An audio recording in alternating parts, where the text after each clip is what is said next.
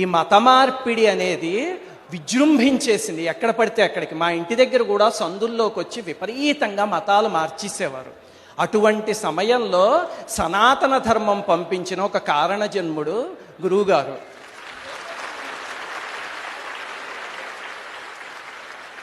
మొట్టమొదటిది ఏమిటంటే అందరికీ తెలుసున్నట్టే వారి వాక్కు. ఆ వాక్కులో ఒక ప్రత్యేకత ఉంది, మీరు గమనించారో లేదో, ఎందుకంటే అదే రంగంలో ఉన్నాను కాబట్టి నాకు అది చూస్తే చాలా ఆశ్చర్యం కలుగుతుంది. ఏమిటంటే ప్రవచనం అనే దానికి ఒక స్థాయి ఉంది. ఆ స్థాయిని అలాగే నిలబెడుతూ పామరుల్ని సైతం రంజింపజేస్తారు. ఇది చాలా అరుదైన విషయం, అసలు చాలా విచిత్రమైన విషయం అది. ఎందుకంటే అవి రెండు కాంట్రడిక్టరీ. ఎప్పుడు కూడా ఒక స్థాయి మెయింటైన్ చేస్తే ఒక స్థాయి వాళ్ళకే అర్థమవుతుంది, పామరులకు అర్థం కాదు. అలాంటిది వారి ప్రవచనం అదే స్థాయిలో ఉంటుంది, కానీ పామరుల్ని ఎంతగానో రంజింపజేస్తుంది. మీకు ఒక ఉదాహరణ చెప్తాను, నిజంగా జరిగిన సంఘటన.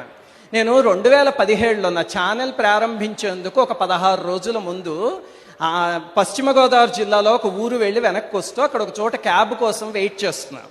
ఆ పక్కనే ఒక బజ్జీల బండి ఉంది. ఆ అమ్మాయి బజ్జీలు వేస్తూ అక్కడ ఏదో వింటోంది. ఏమిటా అని నేను సరిగ్గా విని చూస్తే ప్రవచనం వింటోంది. దగ్గరికి వెళ్ళి చూస్తే గురువుగారి ప్రవచనం అది.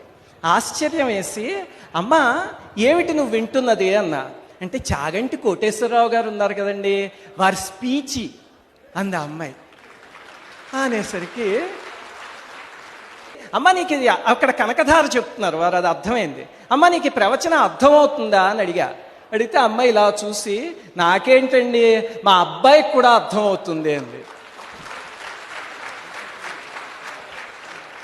నాకు ఎంత ఆశ్చర్యం వేసిందో. అప్పుడు అనిపించింది, సరిగ్గా చెప్పగలిగితే, నిస్వార్థంగా చెప్పగలిగితే వారిలాగా అది ఏ వర్గాన్నైనా ఏ స్థాయినైనా కదిలించి సనాతన ధర్మానికి తీసుకువెళ్తుంది అని.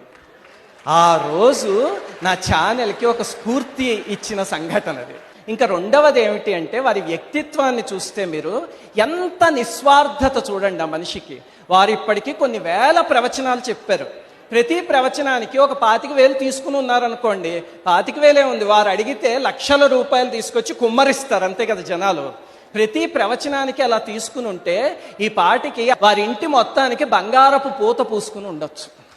అన్ని వేల ప్రవచనాలు చేశారు వారు, కానీ ఎక్కడ ఒక్క రూపాయి తీసుకోరు. ఇప్పుడు కూడా నా కళ్ళ ఎదురుకుండా ఎవరో బట్టలు ఇచ్చి దక్షిణ ఇవ్వబోతూ ఉంటే, ఈ వస్త్రం తీసుకుంటాను, దక్షిణ మాత్రం వద్దు, ఏదైనా సత్కార్యానికి ఉపయోగించండి అని నా ఎదురుగుండా చెప్తూ ఉంటే కళ్ళు చెమర్చి,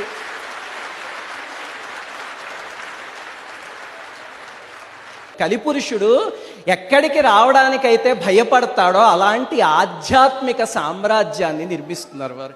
ఇంకా అంతకన్నా వారి గురించి ఏం చెప్పగలం?